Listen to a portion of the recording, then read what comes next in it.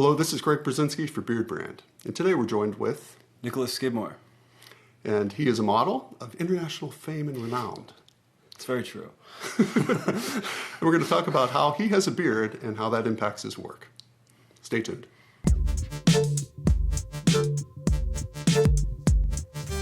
So we're going to talk about Nick's job and what he does. And as I mentioned in the clip, or maybe I didn't mention, but you want to tell the people what you do?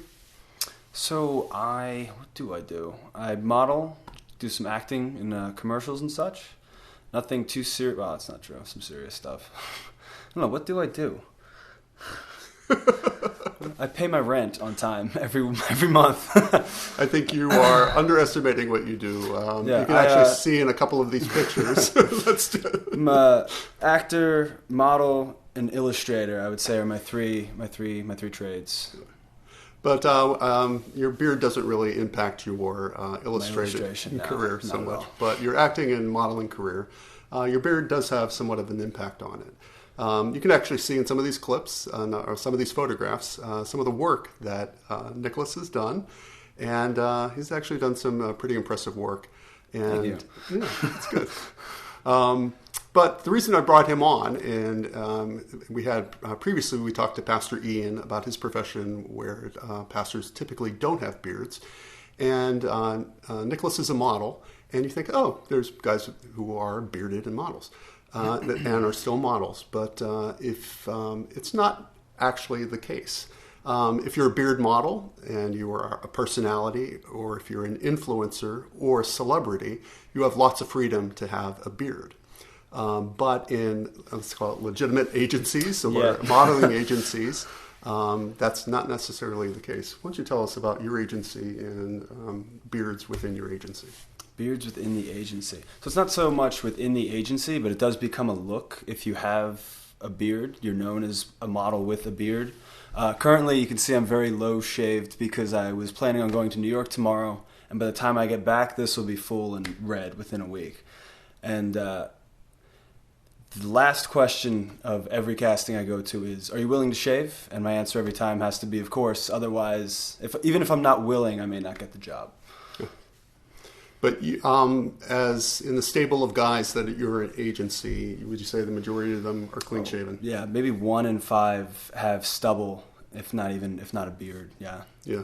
So it's not as, people think, oh, this is popular, and but it's more popular within, as I said small before. Niche. Yeah. Yeah. It's if you're a celebrity, if you're an influencer, or if you're specifically a beard model. But most of the guys within your agencies are clean shaven. Clean shaven. Yeah. So how long have you had a beard? I've been growing a beard or had a shave no longer than this since sophomore year of high school. So. And how old are you now? I'm 24. So I'm still young, but no, but I've had this for quite a while. 6, 7, 8 years. You've had a beard. Yeah. Yeah. Which is pretty impressive. His coloring and the color of his beard, I don't think you can actually appreciate what the amount of hair that he has for 24. We have a lot of young viewers on. I have a lot of hair for 24 years old. I pride myself on it. No, my girlfriend actually, when the sun hits it certain ways, she says that my goatee is a different color than the rest of my beard, and that's a different color from the top. What, 50 Shades of Red? Yeah, just so much ginger. So you must get work because you have red That's hair. The calling card, is the ginger. So even if you scroll through, you'll see less beards. You're not really going to see many red beards. Right. Yeah. So what's the longest you've actually grown your beard? When I first moved to Philadelphia, I didn't have a razor or a clipper. So I was here for about 2 or 3 months, and it just got out of hand. Not out of hand, but it was... I like my face, I'm not going to lie. It's got some angles to it, so I don't try and hide it with a beard. But it was a nice round circle under here, and I actually had a little bit of a man bun. Not from choice, just because I had no money. I had no shaver from my parents' house. So let me talk to you a little bit more about your actual agency. I don't know if you want to give them a plug here or not. Yeah, sure. So I'm in Philadelphia. I'm signed with a smaller agency that's actually growing quite quickly. They're fairly new. Their name is VIE, V-I-E. And then in New York, I'm with MMG, and they are kind of a freelance agency. So I'm free to do what I want outside of the agency, which they're pretty lenient, which is why you can have some facial hair and such. Because a different type of agency, if they're not a freelance agency, exactly, you can have might require someone you to shave. Yeah, someone like Ford may have a look, and you have to stick to that look, and that's what you're stuck doing until they tell you otherwise. My friend Wyatt actually has no choice. They shave and they dye his hair, and they say, "This is who you are, for our purposes." So it's nice to be able to pick and choose if I want to shave or not. Yeah. Well, that's good, because on Beardbrand we say that you have the freedom to choose to look the way you want to look. So it's great that you have an agency that allows you to look the way you want to look. Let's talk about castings. When you go to a casting, you show up, and there's how many guys might be at a casting? On a slow day, I'll go in and come out and won't see anybody. On a fast day, I'm there for an hour to an hour and a half of just men and women going in and out, so up to 20 men. Okay. And when you see those guys, most of them are clean-shaven? See, that's the thing, is when I see we actually don't say clean-shaven. Clean-shaven. Smooth. Smoothers. Those people. So if I'm going for a part or a job, there may actually be a lot of models there with beards because that's what they're looking for. Right. But if it is just an open call, there's mainly clean shaven. And if you show up on the day of, people that may have had a beard don't have a beard that day. I've seen that happen, where I go to a casting and I see a friend or someone, and then we show up to the job together. He's clean shaven. They didn't ask me to shave. Yeah. Why did they ask you to shave? I don't know. I don't ask questions when I get what I want. So when you go to a casting, sometimes they will ask you to shave in advance?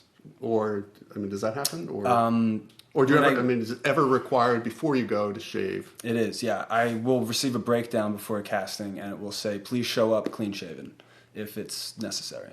Okay. Otherwise, they just ask at the end of the casting if I'm willing to. Okay. So you have sacrificed your beard. I have sacrificed my beard. And I didn't get the job, people.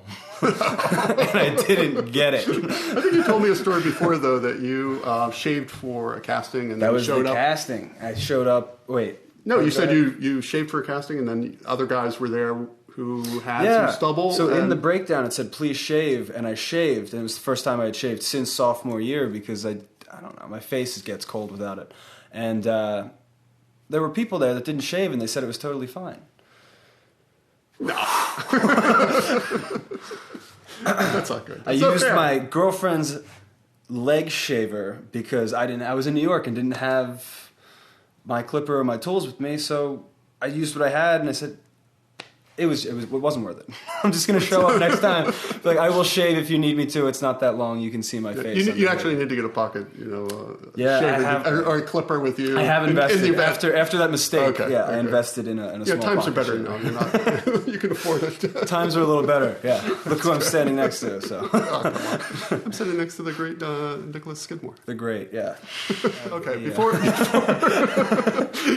you said you would not grow a solo mustache, but no, I would grow a solo. Oh, you would grow a solo. Solo clean-shaven mustache. Mm-hmm. I had a handlebar back in not a handlebar. What's the curly? Handlebar. As a handlebar? Yeah. Okay. Well, actually, some people say that. Yeah, the James Hetfield. That's like a handlebar. That's a handlebar. Mm-hmm. This is actually called an imperial. This a handlebar, but an imperial. It's an imperial. Okay, I had a little twist in senior year of high school. Yeah. It was a bunch of 18-year-old guys out there going, "You've had a handlebar mustache in high school." Yeah, I think I had my thickest beards in high school because it didn't matter. I could show up in sweatpants and have a beard and a handlebar mustache. It was art school, people. It's good. Freedom. So you would do a solo handlebar, but would you ever consider the big beard? I've considered the big beard. I do not have the commitment, I think, to pull off the big beard. And what commitment is that? It's like we have a mantra on here. It's just like let it grow. Let it grow. That's the mantra. Keep on growing. Let it grow. Just let it grow. Beards take time. They take a lot of time. They take patience, but you really can just kind of let it go. You can. The thing is, I have which we'll be seeing. I mean, I'm at day 16 here, and so pretty much maintenance free at this point. But at a certain point, beards start to not look as good. That's when I jump ship. When you go, as soon as the jaw gets a little rounder, I go, Yeah, but that's the time where you're supposed to be, maintaining, shaping, and shaping. Actually, mm-hmm. It's no different than the hair. So. But my hair. That's another thing. My hair. I just let that go most of the time until someone says you have to cut your hair, and that's when I cut my hair. I went to a casting, and my hair was out of control, and they said you can have the job if you get a haircut. So I don't know, commitment-wise, the beard's easier for me. I can't cut my own hair, but if I can trim my own beard, I trim it once a week, maybe. Okay. Yeah. Well, I'm going to challenge you to actually... If someone challenges me, that's how you get a full beard on this face. I'm going to challenge you. I don't want to kill your modeling career, but impossible. Go ahead and grow a beard, and I can recommend a number of clips on this channel on how to trim your beard. On how to trim the beard. Yeah, how to self-trim it. But also, we have this thing in the United States, and I think we have it through most of the world. It's called a barber. Yeah. And so you could go to a barber and have your beard trimmed. Yeah. So you could try that. I'm a frugal man. The one thing that's always kept me from growing out the beard was a patchy spot about right here that's pretty filled in over the past year or so. And that was the only thing stopping me. So at this point, look out, people. Look out. It's no coming. more patchy. Yeah. You actually heard it here. So I wanted to thank you, Nick, for joining us and talking to us about your career as a model and how the beard pleasure. is used or not used in your modeling career. And we're looking forward to actually seeing that bigger beard at some point. And no maybe, promises. Maybe you'll get a big job where they'll require you to grow a beard. If I get a job and they require me to grow a beard, that's going to be a long period of... Yeah? Yeah, well, actually, that's 60 to 90 days is all you need. So. That's the two things, a job and a challenge that'll get me to grow. Well, you got a challenge, so. And I will say that I will pay for your beard trim if you grow out that bigger beard. So thanks for joining us. Yeah, my pleasure. And until we meet again, beard on. Thanks for watching this video. Beardbrand has launched a private community called The Alliance. It's for men who are looking to invest in themselves and who are looking to keep on growing. Click the link over there and come join us, or stick around and watch some more awesome videos.